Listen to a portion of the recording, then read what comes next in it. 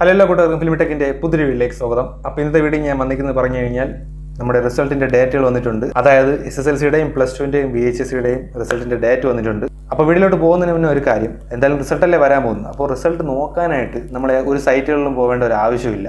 ഞാൻ ഇവിടെ നിങ്ങൾക്ക് പറഞ്ഞു തരാൻ പോകുന്നൊരു ആപ്ലിക്കേഷനാണ്. അപ്പോൾ ഞാൻ സൈഡിൽ വീഡിയോ കൊടുത്തിട്ടുണ്ട്, നിങ്ങൾക്ക് അതിൽ കണ്ടു കഴിഞ്ഞാൽ കാര്യങ്ങൾ മനസ്സിലാവും. ഞാൻ താഴെ ഡിസ്ക്രിപ്ഷനിൽ ഒരു ലിങ്ക് കൊടുത്തിട്ടുണ്ട്. ആ ലിങ്കിൽ കയറുമ്പോൾ നിങ്ങൾക്ക് നേരെ പ്ലേ സ്റ്റോറിലോട്ട് പോകാം.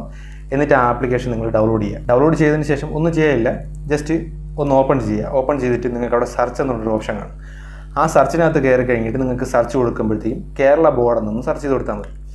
കേരള ബോർഡ് എന്ന് സെർച്ച് ചെയ്യുമ്പോഴത്തേക്കും അവിടെ ഒരു കാര്യം വരും. എന്താണെന്ന് ചോദിച്ചിട്ടുണ്ടെങ്കിൽ +2 ആണോ SSLC ആണോ. അപ്പോൾ +2 ആണെങ്കിൽ +2 കൊടുക്കുക, SSLC ആണെങ്കിൽ SSLC കൊടുക്കുക. അത് കൊടുത്തതിന് ശേഷം ചെക്ക് റിസൾട്ട് എന്ന് കൊടുക്കുമ്പോഴത്തേക്കും നിങ്ങളുടെ രജിസ്റ്റർ നമ്പർ അടിക്കുക, കാര്യം കഴിയും.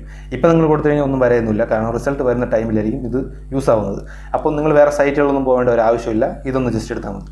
അപ്പോൾ റിസൾട്ടിൻ്റെ ഡേറ്റ് എല്ലാവരും കാത്തിരുന്ന ഒരു കാര്യമാണ്. അപ്പോൾ അതിപ്പോൾ വന്നിട്ടുണ്ട്. SSLCയുടെ റിസൾട്ട് വരുന്നത് മെയ് 8-നാണ്. VHSCയുടെയും +2ൻ്റെ റിസൾട്ട് വരുന്നത് മെയ് 9-ാം തീയതിയാണ്.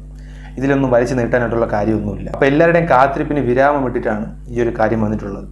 അപ്പോൾ ഇതിനെ ചൊല്ലി ഒരുപാട് കാര്യങ്ങൾ ഇപ്പോൾ നിലവിലുണ്ടെന്ന് എനിക്കറിയാം. അപ്പോൾ അതിനെപ്പറ്റി ഞാൻ വീഡിയോ ചെയ്യുന്നതായിരിക്കും.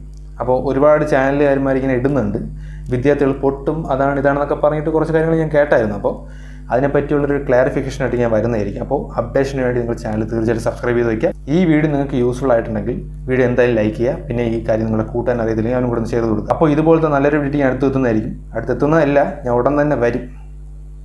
ഈ കൊച്ചു കേരളത്തിൽ എന്താണ് നടക്കുന്നത് എനിക്ക് അറിഞ്ഞൂടാ, അതുകൊണ്ടിട്ടാണ്.